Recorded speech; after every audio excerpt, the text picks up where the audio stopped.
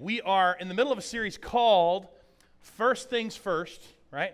Prioritize your lives. And so we wanted to come at this understanding in terms of understanding priority, not just from the standpoint that people do talk about time management and other things in terms of priorities, but we actually believe that priorities in terms of our lives, what the point is of our lives, priorities play a huge role, and actually we believe God has something to say about it. So that's what we've dedicated this series to. This is the statement that we've been saying. I said it a lot last week, had you say it a bunch. We're only going to do it a couple times today just to kind of keep it in your memory, all right? Our priorities determine our purpose. Read that with me out loud. Ready? Our priorities determine our purpose. One more time. Our priorities determine our purpose. Meaning that things that we place first in our life, that the priorities and the foundations that we build our life on, they really do sort of determine the trajectory or the direction, if you will, the laser focus, if you will, for how we live our lives and the purpose of our lives. And last week we talked a lot. We can't talk about, in terms of our lives, and we don't talk about one of the biggest pieces of our lives, which is time, right? So time is life. Life is time. When you run out of life, you run out of what? Right? And when you run out of time, you run out of what? Right, so we talked about that. We read Psalm 90, Moses, a psalm from Moses, where he really just kind of gives us a perspective, God's perspective of time, and then ends with a little prayer where it's really simple. He says, just teach us to number our days, right? Teach us to have priority. Teach us to number our days so we will be given a heart of wisdom and grow in a heart of wisdom. And then we love the fact that Jesus also spoke into this when a little bit later on when he was teaching about all the things we worry about in life in terms of all the things we eat and drink and wear and kind of what we pursue and have anxiety about. Jesus said, look, if you would just seek first the kingdom, you'd seek first me, you'd seek first the mission of God, then all the things that you need, all the things that you are, God already knows you need will be given. In addition to that. And so we kind of gave you the example with the rocks, all the little rocks and the big rocks, and how sometimes we just add things in our life, and we just run out of time. So we think it's a time problem, right? We think it's a time problem, but the reality is it's a priority problem, and because it's a priority problem, again, we believe that it affects the purpose and the way that we live. And so today, we're talking about another big piece in terms of the purposes of our life, in terms of what determines how we live and how it aligns with our priorities, and that is this particular topic, money, right? And I know if you're visiting today, you think, we so visited on the right Sunday. I can just hear you just saying that to yourself right now, right? Well, let me just go ahead and put everybody at ease. There's no, this is not that kind of message. There's no, I don't even teach those messages very well to begin with. But it's not that kind of message, like a giving message. I'll tell you why in a minute. But it's really not even about, there's no special offering at the end of the day, right? We don't do that anyway. Like Don said, our boxes are kind of hidden in dark corners of the church. We make you hunt, so give us money. And that's what we do.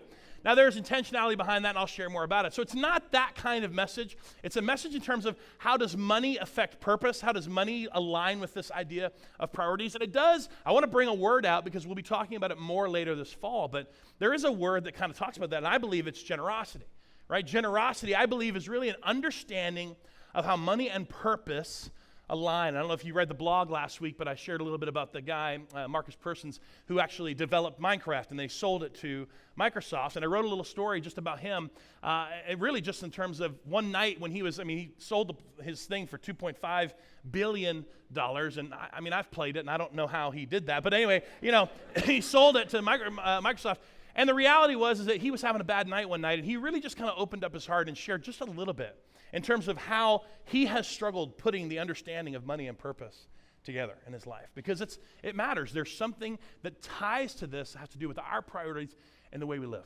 All right? Now, from a concept of money, here's what I know. It doesn't matter who you are today. It doesn't matter how young you are. It doesn't matter how old you are. We all have a perception and a belief and a conviction about money. It doesn't even matter where you are spiritually speaking. We all believe something about money. And I can guarantee you two things that we all have in common in this room, right? We all have this in common. If you have ever struggled financially, or you have, you live a little tighter than you wish you could live. There's a little bit too much, a month left at the end of your money, right? There's a little bit too many opportunities you'd love to be involved with, even from a church perspective and missions and everything else. You'd like to be able to do more, but you can't. All of us believe, right, that that's a money problem. How many would agree with that? Just nod your head, right? How many agree? We look at those things, we say, it's a money problem. If I didn't have the money issues, if I just had more money, this wouldn't be a problem. The reality is it's not a money problem. It's something bigger than that. Here's the other thing I know. Every single person, again, no matter where you are spiritually on your road, in terms of your belief in Christ and God, no matter where you are, I know that every one of you in here at some point, and if you haven't done it yet because you're too young, you don't make any money yet, I understand, but you will at some point, you will ask God to step into your finances. You will. You want to know why I know that? Because everybody's going to throw up that desperate prayer, oh Lord, if you could just let this thing close, right? God, if you could just do this, if you could make this happen, if you could just give me some margin, if you could just help this, that bill not really come in till this time. God, if you could just let me find that beautiful thing called free parking, that place in life. We call that the lottery, really. If you could let that happen, God, things would be so different, right? We've all, no matter what it is, we've all at some point, regardless of what, we've all kind of thrown up those desperate prayers, asked God to step in. And so I believe it's important, especially from this prospect of priorities, it's important to understand how God sees money, how God views money, how God sees it in the big picture.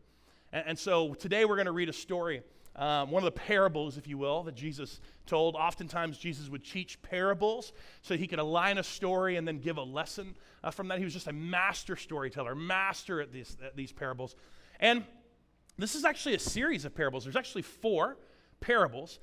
The first 3 are a little bit more well-known in church world. The 4th one doesn't get as much headline. It doesn't get as much press because it's confusing. The 4th one, that's what we're going to do today. The 4th one is a little bit harder to kind of dig through. The first 3 are a lot easier. And so Jesus is talking to the crowd, and in the crowd this particular time are the Pharisees. And if you don't know who they are, the Pharisees are kind of the religious leaders. They're the church people, the churchity church people, right, of that day. And so every once in a while, Jesus would throw certain things in, and so he kind of shares what God's view is of people in terms of eternity, how he longs for people, how he values people above all else. He shares a story about a sheep, and he shares a story about a lost coin and jewelry, and then he shares the story about a father and a son. We would call it the prodigal son or the lost son that returns home. And then he kind of because the Pharisees are in the crowd, he kind of throws in this little added part of the story about the older brother, right? And so, and at the end of these 3 parables, they're kind of already hacked off. They're already upset. They're already they've been listening. They try to trick Jesus all the time, but they're listening in to hear what it is he's trying to say, and they're not happy with it. They're just not having it.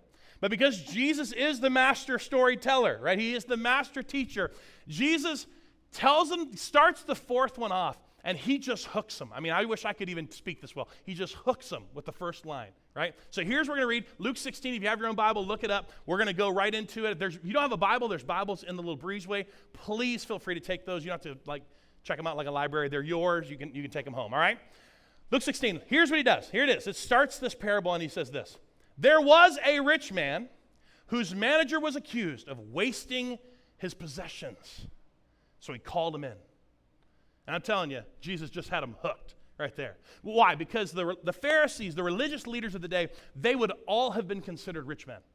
They would have all been people that they had servants and slaves, and they had people that kind of handled their affairs for them. They had people that handled and managed their wealth, and they would have never known sometimes. They may have, even all of them have maybe already dealt with an issue like this where they suspected or they heard rumors where one of their managers was not handling the possessions well, was not handling their resources, their riches very well. So Jesus hooks them as he begins the story. He says, hey, there was a rich man. Now, Jesus never gives names in his parables, usually because it's just a generic story. I like names, right? So we're going to call the rich man Bob, because Bob sounds like a rich man. You guys like that? We're going to call Bob. And this is really a story about it is a dishonest manager. So we're going to call him Steve, because Steve's kind of a shady name, all right? So if you're named Steve, I'm sorry. But we're going to talk about Bob and Steve, all right? So Bob, he's been hearing these rumors. He's going to accuse Steve. And he says, what am I hearing about this? So he asks him this. He calls him in, and he says this. What is this I hear about you? So there's rumors. What is this I hear about you? Give an account of your management, because you cannot be the manager any longer. He says, look, I'm already hearing some things. I want to know what's going on. Steve, you're already in trouble. You're not going to be the manager any longer. If any of this is true, pull the books together, pull the stuff together. I need to see what's going on.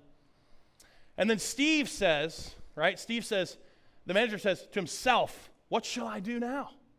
Right? The jig is up, right? What shall I do now? My master is taking away my job. I'm not strong enough to dig, and I'm ashamed to beg. I don't know if you've ever lost a job and felt any of these feelings, right? Like, I don't know what I'm going to do, I'm not strong enough to work at Home Depot, right? I can't lift those things. Or, I'm just too proud to ask for help. I'm too ashamed to beg. This is his internal conflict. But then Steve gets a plan. He says, I know what I'll do now. I know what I can do so that when I lose my job here, it's like when this is over, people will, like in the future, people will welcome me into their houses. So he's got a plan, right? Here's his plan. He called each one of the master's debtors, and he asked the first one, he says, how much do you owe my master? Steve asks one of the debtors. So here's what he says. 900 gallons of olive oil. All right, so I don't know who the guy is, but apparently they're originally a kind of a commodities trader, right? So whatever he received for it, he's like, I owe your master 900 gallons of olive oil. And then the manager, Steve, told him, hey, take your bill, sit down, I love this word, quickly, right? I'm in a hurry here, I got to take care of this, quickly, and make it 450. Cut it in half, right? Cut it in half. Now, how would you like to be the person that receives that call, right? Hey, how much do you owe Visa? Right? How much do you owe them? Hey, real quick. Take your bill, cut it in half. That's what I'm going to do as well. Now, it's pretty bad on the manager's part that he didn't know how much the guy owed. He obviously was a horrible manager, right? Don't have an accountant like this. That's all I'm saying.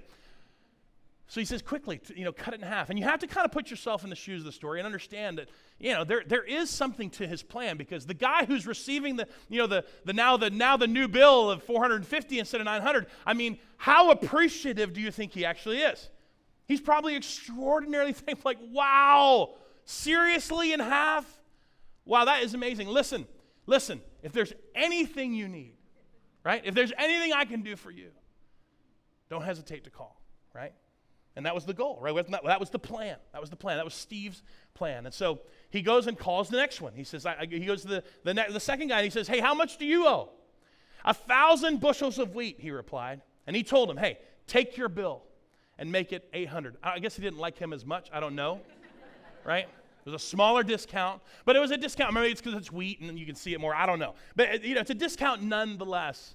And it's kind of inferred that he calls all the debtors. He kind of goes through this list, and we get examples of what he's doing with these two things. Now, the Pharisees are just probably, and I can just imagine them leaning into this story, because this is their life. This is who they are. This is the struggle that they would experience. And I can only imagine the emotion that would come from them as they're listening to the story and picturing themselves, because they are Bob. Right? And they're sitting there going, how dare this guy mismanage what isn't his? Right? How dare he do this? They're automatically feeling the injustice of this. They're feeling the fact that this is wrong. Steve is wrong. He needs to go to jail. He needs to be wiped out. I don't know if it was like mafia rules back then or what, but he needs to be gone. And Jesus kind of he has their undivided attention. And he ends the story. He ends the parable with this sentence. The master commended the dishonest manager because he'd acted shrewdly. Now I can only imagine their response to this statement. Because there's no way that any of them would have ever said this. They can just to hear Jesus say those words and for them to picture Bob, a big... just chuckling, right? And going, oh, man, I'm telling you what, good for you, right? I wish you were working that smart when you actually worked for me, right? I wish you would have been a little bit more shrewd when you worked for me. Wow, you're smarter than I thought you were. He commended the dishonest manager because of his actions. And people at that time would have just heard it, and I'm telling you, the conflict would have just been there. No way. There's no way possible that this is even, not only is it even a good story because it's got an awful ending, but there's just no way. There's no way. And listen, this is a side note. This is one of the reasons, right? This is one of the reasons that we don't We don't usually read this parable on our own and go, oh, that's amazing. I'm totally able to interpret and take away from this. Like we talked about this last series. I could totally interpret and totally take away exactly what Jesus said because it's a little bit harder.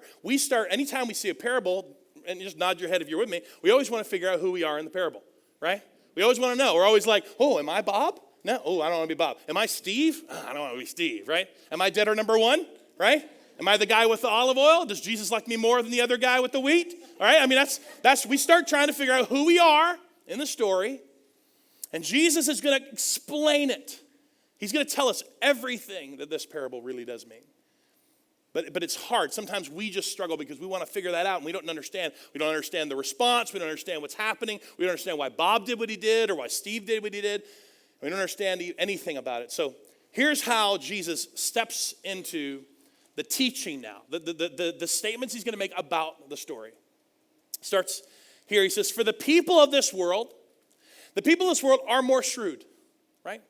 They're more shrewd in dealing with their own kind than the people of the light. And shrewd definitely has the negative connotation, not fully because of the actions itself. I mean, the shrewd definition really is this thing you're going to pay attention to, you're going to be intentional about, you're going to be smart with. But the problem is it's shrewd because the end goal of it is selfish, right? You're doing all those things selfishly. You're doing all those things to set yourself up. So the word shrewd comes because you are actually doing some really smart and clever things, but the end result was for yourself. And he said, look, you know what? People of this world, this is how they function. Way more than the people of the light. Like this is just, how they are able to get this. They're able to pay attention and leverage what they have. Now it's for themselves, even more so than the people of the light. And then he goes on to say this. I tell you, use worldly wealth to gain friends for yourselves so that when it is gone, you'll be welcomed into eternal dwellings. Go ahead and leave that up for me, Dale. This is the verse that explains the parable. And it's a little bit harder because, again, when we look at it, we immediately go to the story and go, well, which person am I? And the problem with this particular parable is it is the fourth of 4 parables that are painting a much bigger picture. Painting a much bigger picture in terms of how God sees us, how God sees people, how God values relationships and people and eternity more than anything else. And he chooses the one thing, he chooses the one piece of the pie that's going to conflict the most with how we view people and how we respond. And he chooses to tell a story, and the point of the parable is actually all about worldly wealth. The point of the parable, the lesson of the parable that Jesus wants to show is, look, I want you to use worldly wealth. It's this concept of your money, your stuff, your possessions, this quote-unquote wealth of your life that's here and now. I want you to use it for people. I want you to use it to influence, to gain, to influence people. And then it says, because why? When it's gone, right? Jesus is giving that ultimate picture of eternity. Look, you don't get to take it with you, right? It's going to be gone. Everything you buy deteriorates. Everything you purchase and collect needs to be kept up and insured and dusted. And, it's everything that when it is gone, or you are gone, it says you will be welcomed into eternal dwellings. There will be an eternity of the people that you spent this worldly wealth on and leveraged for eternity, because there's going to be an impact that's bigger than you can imagine. See, this fourth parable isn't still all that far away from the bigger picture of how God views people and how he views eternity. He wants to choose this particular topic of wealth, this topic of worldly wealth, meaning money, stuff, the things that we have and collect and consume. He said, use it, which is such an interesting word. Use it to influence. Use it to leverage. Exhaust it for what? For eternity, because when it's gone, that's all that's going to be left. This is the first lesson that Jesus, as he pulls out this parable, he chooses to teach. Hey, this is how God views money. Okay? Money is a tool. Think of a tool. Think of a hammer. Think of a screwdriver. Think of a staple gun. Think of, I don't know, a lathe. I don't know what kind of tool you use, right?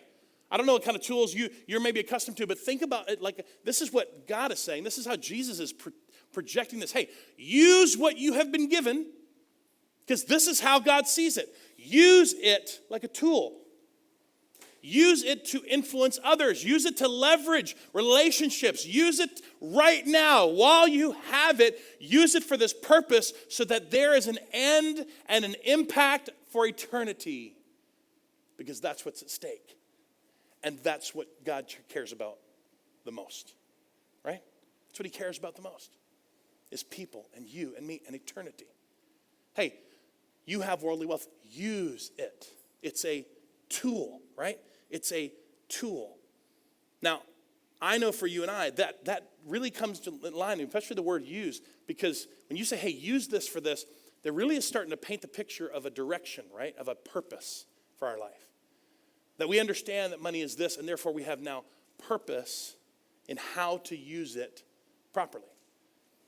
Then he goes on to talk a little bit more about this idea.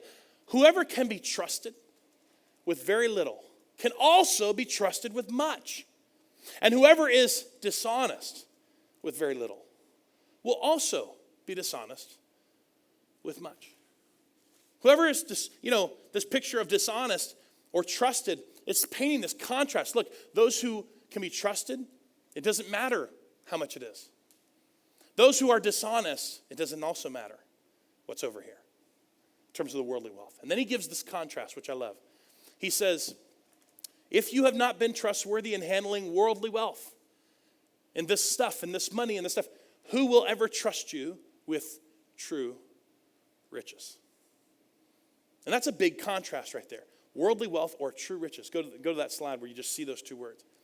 That to me is phenomenal, because this is the fourth parable of four parables. And he has already explained the high value he places on you and on me.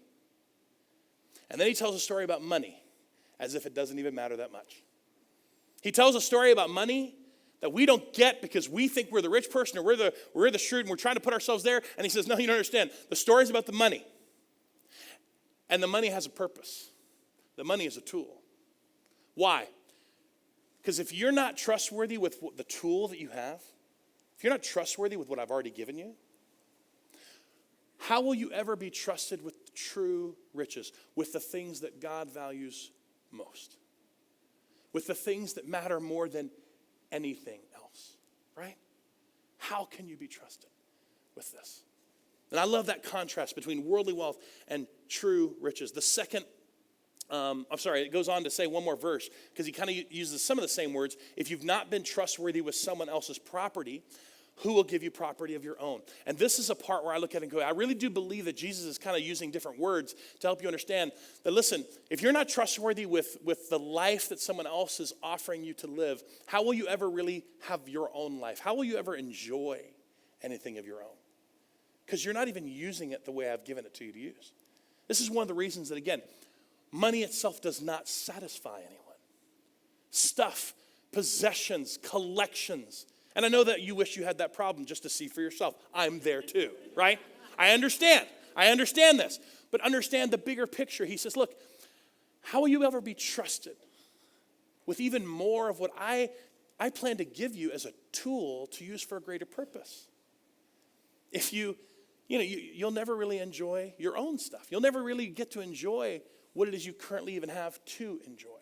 I can't even give you something to enjoy out of the excess of all the stuff I'm going to give you to leverage for others. The second lesson that Jesus says here in terms of using these words, trustworthy and untrustworthy, the second lesson is really this. Money isn't just a tool, right? It's a test. It's a test. You guys are young, right? You guys are the young. Understand this now, because, I'm not trying to pick on you being old or anything, but I'm just giving the contrast, right? The earlier you get this, the better off you'll be. The earlier you'll get the fact that everything that you've been given, everything that you have that comes from God, you are going to be held accountable for. And you are either going to be trustworthy with it or not. everything that's been given to you, all your money, all your opportunities with your job and your career, and the extra things that make money on the side and online, and all the things you own, your houses and your boats and your collections, all of it has been given to you for a reason. You're either going to be trustworthy with it or you won't. Doesn't it paint a little bit more clearer picture? When Jesus gives the other parable about the talents, you guys all know this parable, where he gives 5 portions to one and 2 portions to another, and one person 1 portion, and then the master leaves, and what do? Well, 2 of the 3 just exhaust what they've been given. They spend it all, they exhaust it all, they use it all for the intention of seeing what it will do and just using it to influence their lives. And when the master comes back, he says, oh, you know what, you gave me 5, I've actually got 5 more. Like somehow it happened. And the one said, I got 2. Guess what? I exhausted it. I used it while you gave it to me. I got 2 more. But the one who only had 1 and was fearful of it, he hid it away. And he said, yeah, I didn't do anything with it. Here, I can give it back to you. Here's the thing you gave me. And he was cast out. Why? Because money for us, listen, our stuff is a test. How we're using what we've been given is a test in your life. And it doesn't just test, the future, it tests and reveals the past. If you ever want to know what you've been living for and how money ties into the purpose of your life, just look at the past. Because you're held account. You're held accountable. It's an account that we cannot get away from. Because why? Because that's how God views money. It's a tool. It's a test. He cares so little about our money. Okay? You think you've got 5 talents and you've got 1 and, this person's got 800 and whatever, we all measure by that by what we see, and God measures it from the light of eternity. He says, nobody has anything, really. Nobody has anything. You have what I've given you for a purpose and a reason. Now, the second part of this, which is Jesus' test, the reason this is important is because, listen, the recorded gospels that we have, Jesus spoke more about this concept than he did about so many other things, salvation, heaven and hell, all the things that, churches spend more time on. But he taught a lot more. Jesus spoke a lot more about this idea, this concept of, all the times in the gospel, just count how many times. Listen, if you are faithful with a little bit, you're going to get more. If you are faithful with a little bit for the reasons it was given to you, you get more. That's just the economy of God. Right? That's how it works. If you are untrustworthy with what you have, good luck. He spoke to this in so many different ways. Far more than some of the things that you and I claim to be more important. Now, here's why. Because he pulls out the third and final thought at the end of the parable, and he does this. He says, you know what? No one can serve 2 masters. Either you will hate the one and you will love the other, or you will be devoted to the one and despise the other. You cannot serve both God and Satan, right? Because that's what we think. If we were to contrast our lives, well, who am I living my life for? Well, what is it? Is the purpose driven? Well, I don't know. It's evil and good, and it's this and that, and we think God and Satan. But I can promise you, Jesus is not just making this up. He understands from a tool and a test perspective. He understands from the purpose of people's lives. He understands this from the value of priority. You're going to make one of these your priority in life because you can't serve both. You're going to make one of them your value. You're going to make one of them your priority. And it's going to be God, or it's going to be the chief competitor, which is money, which is your stuff, which is your worldly wealth, which is the thing that you and I, for whatever reason, our culture drifts this way. It's so natural for us to value those things above all things. And the chief competitor for the purpose of our life and the priorities of our life is not, demons in a bush somewhere, right? Not Satan himself. It is God and what we place on money, the trust and the security and the faith that we believe money gives us. He knows it. He immediately knows. He knows this is the chief competitor for our hearts. Now, what did we say earlier? What's our big statement? Let's just read it one more time together. You guys ready? Our, what? Priorities determine our purpose, right? So Jesus says, here's how God views money. It's a tool. Your worldly wealth is given to you for a reason. Hey, use it this way. And then he says, and he goes on to say, there's an account being held. If you're trustworthy, if you're untrustworthy. This is a test for you. You're tested in this. And then at the very end, he says, the reason is because you can't serve both. You can't serve both. It's going to be God or money. And from our perspective, in terms of putting first things first, guess what? Both cannot be first. They both can't be first. Now, I'm just going to share with you, this is your pastor, okay? Listen, I want them both first, right? I want an A1 and an AB. That's the way I function, right? I want to serve and love God with money. That's what I want to do, right? And listen, I know you're like me. This is the way I'm wired. But no one knows our hearts better than him. No one knows that, listen, it cannot work. We can justify it. I can justify anything. I can justify, God, why I need this money and why this would be so great and why this would be amazing for you. Right? But he knows. He knows. You're going to serve one or the other. And listen, this is where that old saying comes from. Tell me if you've heard this before, where people tell you, hey, be careful what you own, right? Be careful what you own, because what you think you own actually owns what? You've all heard that, right? Why? Because it's, listen, and I don't have anything against boats, but it's that boat, right? It's that boat that you own. And the people who have owned boats all know this. Hey, it's that boat that you own. It is a symbol of freedom. It is a symbol of security. It is a symbol that you've kind of established and maintained something. I like boats. I have a boat, right? I mean, it's a kayak. It's not a real boat, but it's a boat, right? Somebody told me in between services, it's a gateway boat. That's what I have, right?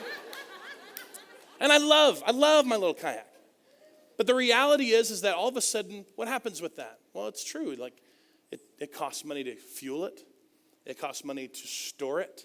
It costs money to winterize it and then to get it back to life. It costs money. And all of a sudden, what happens? Not just that it owns you, but think about the words that Jesus is using. You have to serve it. You have to serve it. You have to work and make sacrifices, right? That house that you want, that house that you can barely afford, that house that's right outside your thing, but oh my gosh, it's so beautiful and it's so amazing and it doesn't need nearly the upgrades that we have. And your whole house, I mean, the counter's been working fine for 25 years, but all of a sudden it's ugly and disgusting and it needs to be updated. I understand that. We live that life, right? But the reality is, what do we really want to serve? Because listen, the house we can't afford, that we're going to sacrifice to do and we're going to live with no margin for, we are really serving it. We are serving it. That's what our lives are now dedicated to. This is where Jesus uses these words. This is intentional to say, look, you will serve one or the other. Money's just the tool. Where's it going to go? Where's it going to go? One of them has to be first. One of them has to be the priority.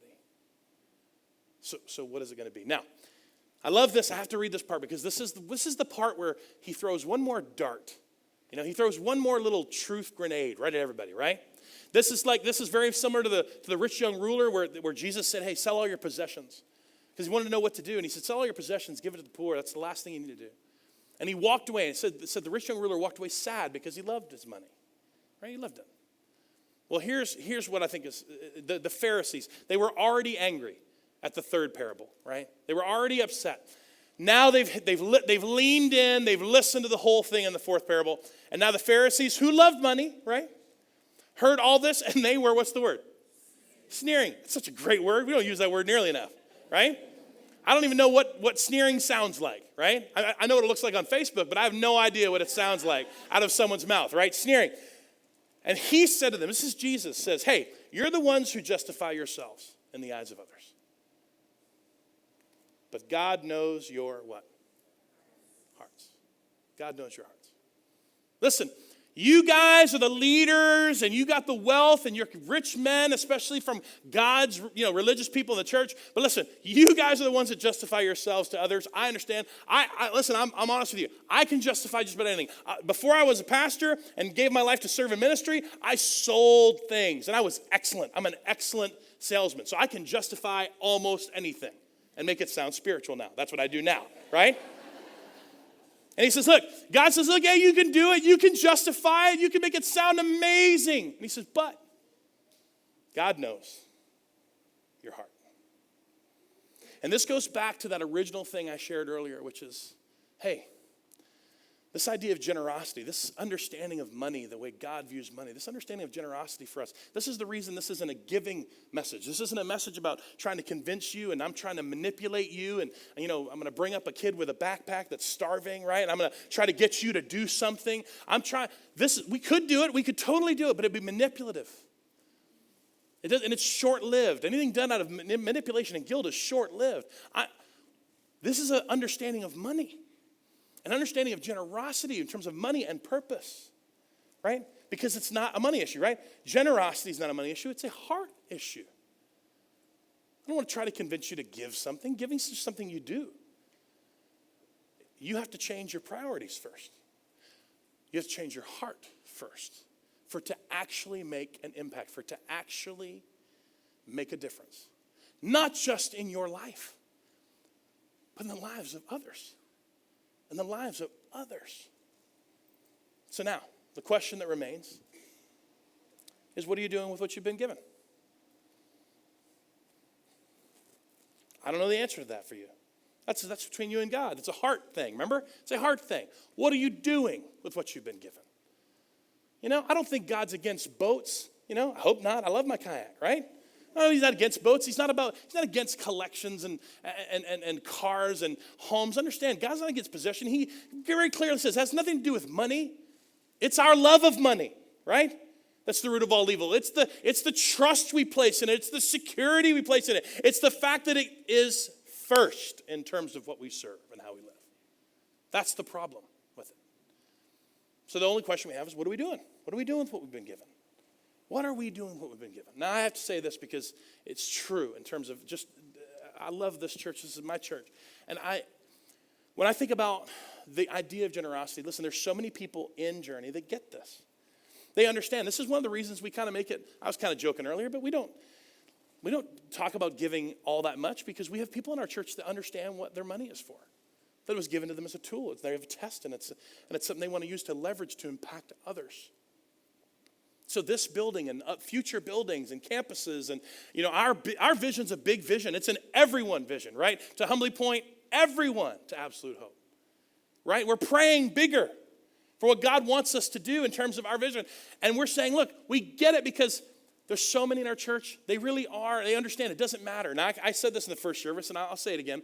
One of the things I love about Journey, Church, is the fact that there are no big financial whales here, right? Nobody owns Bank of America and comes, or a race team and comes to Journey. Now, they're welcome. You can feel free to invite them, right?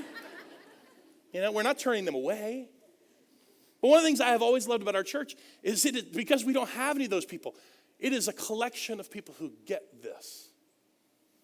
And just like the generation before us, they understand why their money was given to them. And part of what they do in terms of obedience and generosity is they tithe, they give, they do invest in the local church and in ministries like Hope Lake Norman and in our global outreach missions. They invest there. Why? Because they know that the money that's been given to them is a tool that will affect people for eternity if used properly. So I'm so grateful for those who do. But just like me and everybody else, this is a daily thing, right? We always need a reminder. Every day I wake up and make the decision of what's first. What's first in my time, like we talked about last week, or what's first in terms of who am I serving today? Right? Am I serving me and my consumption and my hoarding and my saving and my building up of me and my life? Am I serving that? Because at that point, I'm serving money. And money is serving me for that purpose. Or is it God? And therefore, everything that I have, every opportunity for the sales today, every opportunity for the things that I have, every opportunity that comes our way is immediately, first things first, viewed from the lens of how God wants us to use that tool. But listen, most of our church is under 40, right? Under 40.